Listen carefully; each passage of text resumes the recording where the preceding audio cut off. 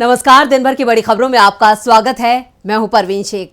आज इस बुलेटिन में बात होगी 5 राज्यों के चुनावों को लेकर राहुल के बड़े दावे की, मध्य प्रदेश को लेकर कांग्रेस के घोषणा पत्र की, उद्धव ठाकरे को सुप्रीम कोर्ट से मिली बड़ी राहत की, छत्तीसगढ़ में बुरे फंसे अमित शाह की। इसके साथ ही जानेंगे कि जाने माने कार्टूनिस्ट इरफान की किस खबर पर पड़ी तिरछी नजर, और बुलेटिन के आखिर में बात एनडीए गठबंधन पर तेजस्वी के बयान की। इसके साथ ही और भी कई बड़ी खबरों से आपको करवाएंगे रूबरू, लेकिन तमाम बड़ी खबरों से पहले एक नजर सुर्खियों पर। आप सांसद राघव चड्ढा को दिल्ली हाईकोर्ट से बड़ी राहत, नहीं खाली करना होगा सरकारी बंगला। राज्यसभा सचिवालय की कार्रवाई पर अंतरिम रोक हटाने के फैसले को किया रद्द। आप नेता मनीष सिसोदिया की जमानत याचिका पर सुप्रीम कोर्ट का फैसला सुरक्षित, आबकारी नीति मामले में हैं आरोपी। वहीदा रहमान को मिला दादा साहेब फाल्के अवार्ड। राष्ट्रपति भवन में हुए समारोह में राष्ट्रपति द्रौपदी मुर्मू ने किया सम्मानित। पुरस्कार लेते समय भावुक हुई वहीदा रहमान। शेयर बाजार में तेजी, सेंसेक्स 261 अंकों की बढ़त के साथ 66,428 पर हुआ बंद। निफ्टी 79 अंकों की बढ़त के साथ 19,811 के स्तर पर हुआ बंद। ये तो थी सुर्खियां, और अब बात आज की सबसे बड़ी खबर की। राहुल गांधी के मिजोरम दौरे का आज दूसरा और आखिरी दिन था। उन्होंने मीडिया से बात करते हुए दावा किया कि देश के 5 राज्यों में होने वाले विधानसभा चुनावों में कांग्रेस जीत हासिल करेगी। उन्होंने अपने दावे को और पुख्ता करते हुए कहा, वो जिधर भी जाते हैं उन्हें बीजेपी के खिलाफ भारी जन आक्रोश नजर आता है। इसके साथ ही उन्होंने बीजेपी आरएसएस को आड़े हाथों लिया है। और क्या कुछ कहा है राहुल गांधी ने, देखते हैं ये रिपोर्ट। मिजोरम में 7 नवंबर को मतदान है। मतदान से पहले मिजोरम में हर दल मतदाता तक पहुंच बनाने की कोशिश में जुटा है। राहुल गांधी मिजोरम के आइजोल में थे। यहां उन्होंने बीजेपी और संघ पर सीधा हमला बोला। इसके साथ ही राहुल ने विधानसभा चुनावों में अपनी जीत का दावा किया। राहुल ने कहा, अगर आप उन राज्यों पर नजर डालें जहां हम चुनाव लड़ रहे हैं तो छत्तीसगढ़, राजस्थान, मध्य प्रदेश, तेलंगाना और मिजोरम, तो हम हर राज्य में जीत हासिल करेंगे। मैं जब मध्य प्रदेश जाता हूं तो मुझे भाजपा के खिलाफ भारी जन आक्रोश दिखता है। जब मैं छत्तीसगढ़ जाता हूं तो वहां हमारी सरकार द्वारा किए गए काम के लिए भारी समर्थन देखता हूं। राजस्थान में भी ऐसा ही होता है। इसलिए जिन लोगों को पद से हटना है वो भाजपा है, हम नहीं। राहुल गांधी ने आगे कहा, हमारे देश के लिए बीजेपी आरएसएस का नजरिया हमसे अलग है। आरएसएस का मानना है कि भारत को एक विचारधारा संगठन द्वारा शासित किया जाना चाहिए, जिसका हम विरोध कर रहे हैं। आरएसएस, बीजेपी आपकी आस्था की बुनियाद को कमजोर करने का प्रयास कर रहे हैं। कांग्रेस पार्टी डिस्ट्रलाइजेशन में विश्वास करती है, जबकि बीजेपी मानती है कि सभी फैसले दिल्ली में लिए जाने चाहिए। इंडिया गठबंधन भारत के 60% हिस्से का प्रतिनिधित्व करता है। इंडिया गठबंधन अपने मूल्यों, संवैधानिक ढांचे, स्वतंत्रता को संरक्षित कर भारत की अवधारणा की रक्षा करेगा। राहुल गांधी ने बीजेपी पर भारत के संस्थागत ढांचे पर कब्जा करने का आरोप भी लगाया। उन्होंने ये भी कहा कि नॉर्थ ईस्ट के राज्य बीजेपी और आरएसएस के हमलों का सामना कर रहे हैं, जिससे आपकी धार्मिक मान्यताओं की नींव को खतरा हो रहा है। राहुल गांधी के इन आरोपों से मिजोरम से लेकर दिल्ली तक बीजेपी नेताओं की नींद उड़ चुकी है। वहीं राहुल ने जिस तरह से अपनी जीत का दावा किया, उससे भी मोदी के होश उड़ चुके हैं। राहुल गांधी के दावे से बीजेपी खेमे में हलचल तेज हो गई है। वहीं मध्य प्रदेश में कांग्रेस के घोषणा पत्र से बीजेपी परेशान है। मध्य प्रदेश में विधानसभा चुनावों को लेकर कांग्रेस ने बीजेपी को बड़ा झटका दिया है। कांग्रेस ने अपना वचन पत्र जारी करते हुए राज्य के युवाओं, महिलाओं और किसानों को साधने की कोशिश की है। तो कैसे कांग्रेस ने एक तीर से साधे कई निशाने, देखते हैं ये रिपोर्ट। मध्य प्रदेश विधानसभा चुनाव के लिए कांग्रेस ने आज अपना वचन पत्र जारी कर दिया है। कांग्रेस ने प्रदेश में खाली पड़े 4 लाख सरकारी पदों को 6 महीने में भरने का वादा अपने घोषणा पत्र में शामिल किया है। इसके साथ ही राज्य में कांग्रेस की सरकार बनने पर युवाओं के लिए ही स्वाभिमान योजना शुरू करने की बात भी वचन पत्र में जोड़ी गई है। पीसीसी चीफ कमलनाथ ने बताया कि इस वचन पत्र के जरिए प्रदेश भर में करीब 9,000 सुझाव सामने आए थे, जिनको ध्यान में रखकर ही पूरा वचन पत्र तैयार किया गया है। पूर्व मुख्यमंत्री और पीसीसी चीफ कमलनाथ ने बीजेपी सरकार और सीएम शिवराज पर तंज कसते हुए कहा, हम काम करने की नौटंकी करने वालों जैसे नहीं हैं। जो वचन कर रहे हैं उसे पूरा जरूर किया जाएगा। कमलनाथ ने वचन पत्र जारी करते हुए कहा, कि आने वाले दिन किसानों के लिए सबसे अच्छे दिन साबित होंगे, क्योंकि हम प्रदेश के किसानों का धान 2500 रुपए क्विंटल खरीदेंगे, तो वहीं ज्वार 2600 रुपए और गेहूं 3000 रुपए क्विंटल खरीदने का लक्ष्य है।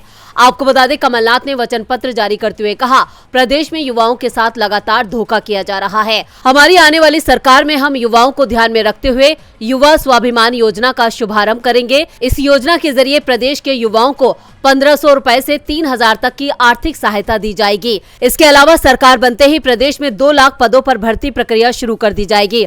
कमलनाथ ने कहा कि छात्रों, किसानों, महिलाओं, कर्मचारियों के लिए कांग्रेस आएगी तो खुशहाली लाएगी।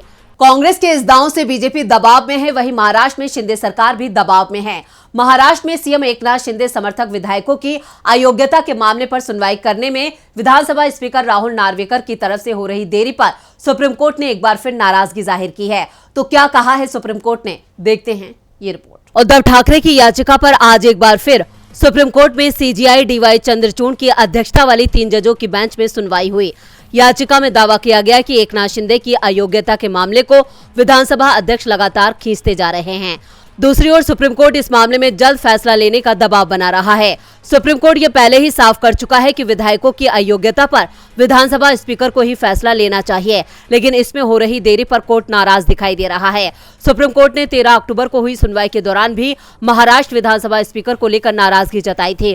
कोर्ट ने कहा था कि कोई विधानसभा स्पीकर को समझाए कि वो हमारे आदेश का उल्लंघन नहीं कर पाएंगे, कोई भी कार्रवाई महज दिखावा नहीं हो सकती। और अब तो ये साफ कर दिया है कि विधानसभा स्पीकर विधायकों की अयोग्यता के मामले में समय सीमा तय करे, यानी कब तक इस पर फैसला देंगे ये बताएं। Chief justice DY Chandrachud, justice JB Pardiwala और जस्टिस मनोज मिश्रा की बेंच ने कहा कि टाइम शेड्यूल से हम संतुष्ट नहीं हैं। सोलिसिटर जनरल ने भरोसा दिया है कि वो दशहरे की छुट्टियों में व्यक्तिगत रूप से स्पीकर से बात करेंगे और रास्ता निकालेंगे। अब मामले की अगली सुनवाई 30 अक्टूबर को होगी। इससे पहले राहुल नार्वेकर ने 21 सितंबर को कहा था कि मैं शिवसेना विधायकों की अयोग्यता पर फैसला लेने में देर नहीं करूंगा, लेकिन इस मामले में जल्दबाजी भी नहीं करूंगा। जल्दबाजी करना मिसकैरेज ऑफ जस्टिस हो सकता है। मैं जो भी फैसला लूंगा संवैधानिक होगा। लेकिन अब सुप्रीम कोर्ट ने साफ कर दिया है कि वो 30 अक्टूबर तक ही इंतजार करेंगे और अगर जरूरत हुई तो बड़ा फैसला भी कर देंगे। सुप्रीम कोर्ट के इस रुख से उद्धव ठाकरे को बड़ी राहत मिली है, लेकिन छत्तीसगढ़ में गृह मंत्री अमित शाह को राहत मिलती नहीं दिख रही है। छत्तीसगढ़ विधानसभा चुनाव में कांग्रेस ने फिर अपनी जीत का दावा किया है, वहीं बीजेपी भी वापसी का दम भर रही है। इस बीच अमित शाह बीते दिनों छत्तीसगढ़ पहुंचे थे, जहां उन्होंने कांग्रेस पर बयानबाजी करके अपने लिए मुश्किलें खड़ी कर ली हैं। तो क्या है पूरी खबर, देखते हैं ये रिपोर्ट। बीजेपी छत्तीसगढ़ में जीत के लिए एड़ी चोटी का जोर लगाती दिखाई दे रही है। 16 अक्टूबर को केंद्रीय गृह मंत्री अमित शाह प्रदेश के दौरे पर थे, जहां उन्होंने कांग्रेस पार्टी पर कई आरोप लगाए, जिसके बाद कांग्रेस ने बीजेपी को जोरदार जवाब देते हुए चुनाव आयोग में शिकायत दर्ज कराने की तैयारी कर ली है। वहीं कांग्रेस महासचिव जयराम रमेश ने सोशल मीडिया एक्स पर लिखा है, देश के गृह मंत्री अमित शाह ने छत्तीसगढ़ में अत्यंत भड़काऊ बयान दिया है। उन्होंने सांप्रदायिक घटना को लेकर अपनी चुनावी सभा में सीधे कहा, भूपेश बघेल सरकार ने तुष्टीकरण के लिए, वोट बैंक की राजनीति के लिए छत्तीसगढ़ के बेटे भुवनेश्वर साहू की भेंट चढ़ा दी। भारतीय जनता पार्टी ने तय किया है कि हम भुवनेश्वर साहू की जान लेने वालों को उनके अंजाम तक पहुंचाएंगे और इसके प्रतीक के रूप में उनके पिता ईश्वर साहू को चुनाव मैदान में उतारा है। अमित शाह का यह बयान न केवल आपत्तिजनक है, बल्कि इसका एकमात्र उद्देश्य शांत प्रदेश छत्तीसगढ़ में सांप्रदायिक हिंसा भड़काना है। कांग्रेस के सख्त तेवरों से अमित शाह की मुश्किलें बढ़ना तय माना जा रहा है। इधर बीजेपी की मुश्किलें महुआ मोइत्रा ने बढ़ा रखी हैं। संसद के अंदर और बाहर बीजेपी को अपने सवालों से घेरने वाली महुआ मोइत्रा ने बीजेपी नेता पर निशाना साधा है। वहीं इंडिया गठबंधन महुआ के साथ दिखाई दे रहा है। क्या है पूरी खबर, देखते हैं ये रिपोर्ट। अडानी के मामले को लेकर लगातार राहुल गांधी सहित पूरा विपक्ष बीजेपी से सवाल करता है, लेकिन बीजेपी इस सवाल के जवाब के बदले विपक्ष नेता पर बयानबाजी करते रहते हैं। बीजेपी सांसद निशिकांत दुबे ने महुआ मोइत्रा का संसद से निलंबन के लिए लोकसभा अध्यक्ष को पत्र लिख आरोप लगाया है कि टीएमसी सांसद पैसे लेकर संसद में सवाल करती है, जिस पर अब लोकसभा अध्यक्ष ओम बिरला ने मोइत्रा के खिलाफ शिकायत को निचले सदन की आचार समिति के पास भेज दिया है। इस पर मोइत्रा ने पलटवार करते हुए कहा, लोकसभा अध्यक्ष दुबे के खिलाफ लंबित आरोपों से निपटा ले, उसके बाद जो भी मेरे खिलाफ कदम उठाएंगे उसका स्वागत है। वहीं मोइत्रा के इस मामले पर तेजस्वी यादव ने कहा कि महुआ मोइत्रा पढ़ी लिखी महिला है, वो जिस कॉलेज से पढ़ी है उस कॉलेज में एडमिशन मिलना मुश्किल होता है। उन्होंने देश के सबसे बड़े बैंक में काम किया है। वो वाइस प्रेसिडेंट रही हैं। उनकी काबिलियत पर तो कोई सवाल ही नहीं खड़ा कर सकता। ये तो पार्लियामेंट में गुस्सा निकाला जा रहा है, सवाल उठाया जा रहा है तो उनके खिलाफ कार्रवाई हो रही है। आपको बता दें कि लोकसभा की आचार समिति के अध्यक्ष भाजपा सदस्य विनोद कुमार सोनकर हैं। महुआ मोइत्रा ने बीजेपी नेता को परेशानी में डाल दिया है। परेशानी में तो इजराइल भी नजर आ रहा है। इजराइल और हमास के बीच जंग को रोकने के लिए अब तैयारी शुरू हो चुकी है। ईरान की धमकी के बीच अमेरिकी राष्ट्रपति जो बाइडेन इजराइल और जॉर्डन की यात्रा करने वाले हैं। इस बीच जो खबरें आ रही हैं उसके मुताबिक इजराइल और हमास जल्द ही जंग को खत्म करने का ऐलान कर सकते हैं। क्या है पूरी खबर, देखते हैं ये रिपोर्ट। इजराइल और हमास के बीच पिछले 11 दिन से जंग जारी है। एक तरफ हमास खुली चुनौती दे रहा है तो इजराइल ने भी साफ कर दिया है हमास के खात्मे तक जंग जारी रहेगी। इन सब के बीच लाखों की संख्या में फिलिस्तीनी शरणार्थियों को लेकर दुनिया भर में चिंता बढ़ गई है। वहीं खबर है कि अमेरिका के राष्ट्रपति जो बाइडेन कुछ खास देशों की यात्रा करने वाले हैं, जिनमें इजराइल, जॉर्डन, अम्मान शामिल है। जहां एक तरफ ईरान भी धमकी दे रहा है, वहीं हिजबुल्लाह ने भी फ्रंट खोल दिया है। इजराइल के ऊपर अब दुनिया भर के देशों ने दबाव बनाना शुरू कर दिया है। रूस ने मध्यस्थता करने की बात की है, वहीं जर्मनी के चांसलर ने भी तुर्की और ईरान से बात की है। इधर इजराइल की सेना के मुताबिक लेबनान की सीमा पर हिजबुल्लाह के लड़ाकों ने आईडीएफ के टैंकों और चौकियों पर गोलियां चलाई हैं, साथ ही रॉकेट दागे हैं। यह हमला होते ही राजधानी तेल अवीव समेत आसपास के इलाकों में सायरन बज उठे। इसके बाद इजरायली डिफेंस फोर्स ने अपनी तोपों का मुंह लेबनान की तरफ मोड़ दिया है। जिन जगहों से रॉकेट दागे गए थे वहां पर गोले बरसाए गए हैं। इस दरमियान रूस के राष्ट्रपति व्लादिमीर पुतिन ने भी पीएम नेतन्याहू से बातचीत कर मामले को सुलझाने पर जोर दिया है। हालांकि सबसे बड़ा सवाल यह है कि क्या हमास और हिजबुल्लाह जंग में हथियार डालेंगे। अब तक फिलिस्तीन में हजारों लोगों की जान जा चुकी है। फिलिस्तीन में हर तरफ तबाही नजर आ रही है। आज जापानी विदेश मंत्री योको कामिकावा ने घोषणा की है कि टोक्यो गाजा में नागरिकों के लिए $10 मिलियन यानी 83 करोड़ की मदद करेगा। टोक्यो ने उम्मीद की है कि इजराइल और फिलिस्तीन में हालात जल्द से जल्द शांत होंगे, कि इजराइल हमास जंग के सभी अंतर्राष्ट्रीय कानूनों का पालन करेंगे। इजराइल और फिलिस्तीन की जंग के बाद देखते हैं जाने माने कार्टूनिस्ट इरफान की किस खबर पर पड़ी तिरछी नजर।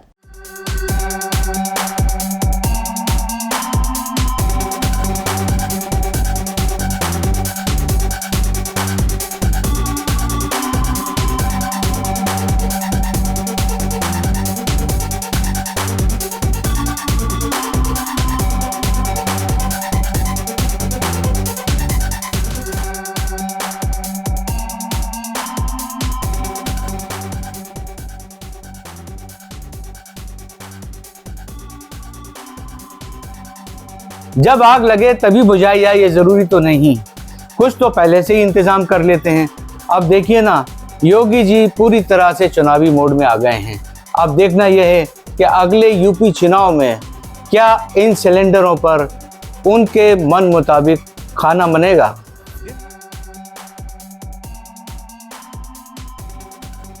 तो बहुत बहुत धन्यवाद इरफान जी। और बुलेटिन के आखिर में बात लोकसभा चुनाव की। अगले साल की शुरुआत में ही लोकसभा चुनाव होने हैं और इसके लिए इंडिया गठबंधन पूरी ताकत से जुटा हुआ है। सीट शेयरिंग को लेकर बातचीत भी शुरू हो चुकी है और इसी को लेकर बिहार के डिप्टी सीएम तेजस्वी यादव ने बड़ा बयान दिया है, जिससे एनडीए की परेशानी बढ़ती दिख रही है। तो क्या कहा है तेजस्वी यादव ने, देखते हैं ये रिपोर्ट। लोकसभा चुनाव में महागठबंधन की सीट शेयरिंग पर तेजस्वी यादव ने कहा है कि हमारे गठबंधन में कोई कठिनाई नहीं है। परेशानी तो उन्हें होने वाली है जो कूद कूद कर बीजेपी के साथ गए हैं। उप मुख्यमंत्री ने मंगलवार को कहा कि सारी बातें पहले तय हो जाएंगी। एक बात समझ लीजिए कि सीट बंटवारे पर बिहार में कोई कठिनाई नहीं है। 2015 के विधानसभा चुनावों में सीटों का बंटवारा बड़े आराम से हो गया था। जब ज्यादा सीटें थी तब आसानी से कर दिया गया। लोकसभा में तो 40 सीटें ही हैं। उन्होंने कहा कि यहाँ कोई दिक्कत नहीं है। बिहार में महागठबंधन को मजबूत बताते हुए डिप्टी सीएम ने कहा, बिहार में महागठबंधन का कोई मुकाबला नहीं है। पीएम मोदी और अमित शाह अगर 365 दिन भी बिहार में आकर रहेंगे तो भी कुछ होने वाला नहीं है। यहाँ उनका खाता नहीं खुल पाएगा। इसके साथ ही बिहार की जातीय जनगणना पर उठे सवालों को लेकर बिहार के डिप्टी सीएम ने कहा, जिन्हें लगता है कि डेटा गलत है वो देश में जातिगत जनगणना क्यों नहीं करा रहे हैं। बिहार में सही तथ्यों के साथ जातिगत जनगणना हुई है, किसी के बोलने से कोई फर्क नहीं पड़ता है। तो आज इस बुलेटिन में इतना ही। देखते रहिए डीबी लाइव। नमस्कार।